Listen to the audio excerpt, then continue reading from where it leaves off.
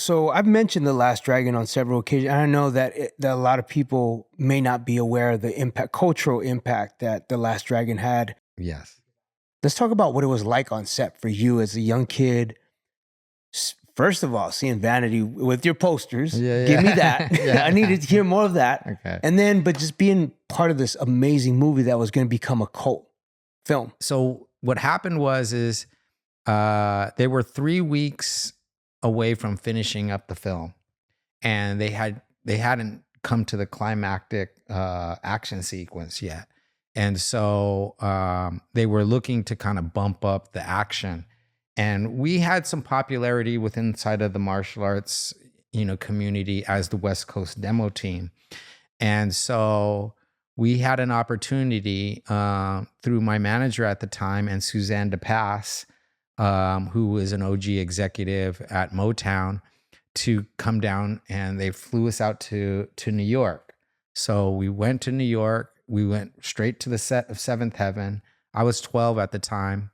I'm like, it must be about midnight at this point. I'm asleep in the backstage or whatever. And my dad wakes me up and he's like, hey, it's time to perform. Right. Barry Gordy's here or whatever. So, and like I said, we were already like doing our thing and choreographed to music. I was already like popping and everything. So this was all part of our choreography. All the fights that you see me do in The Last Dragon were part of our demonstrations that we had been doing for like 5 years previous. So we were like dialed down. And so we went there and pressed play on the boombox. I got on the stage. All the guys surrounded me. We did our demonstration. I did a fight scene. And then right there on the spot, Barry Gordy told my dad, we're going to write him into the movie. And that's how it happened. And he told my dad, I was actually right there, standing there, and he looked over to my dad and he says, I'm the one who discovered Michael Jackson, and I know talent when I see it.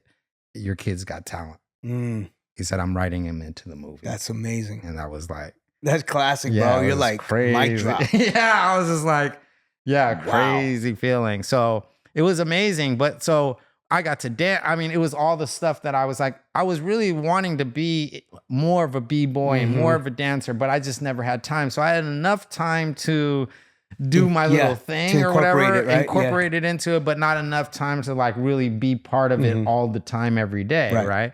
But so this was an opportunity where I got to do it. And I grew up on Motown. Obviously, that was playing in our house all the time.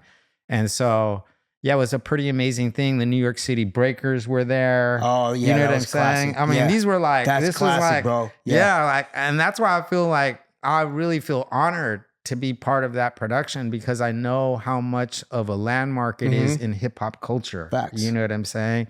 And so I've always been on the kind of the periphery of hip hop, but I feel like being part of that movie is like, I'm part of the culture. Yeah, you are. Just from that movie cemented. Alone. Yeah. And you're a Filipino kid from San Jose that is rocking in such an iconic film, and then seeing your growth, stomping with, what was the guy's name? Shonuff, but what was the actor's name? Julius Caesar. That guy was amazing, by the way. Yeah. So good. Oh, really? Such a great villain. So great. He played it perfectly. Perfect. Yeah, man. Perfect. And then seeing the matriarch of the movie, Vanity. That was like? Amazing. So I was already a huge Vanity fan, like going into the thing. I was like 12 years old or whatever. I had my posters up in the garage or whatever, next to the bag. I'd be punching the bag, looking at Vanity. Come on, man, you got to train hard.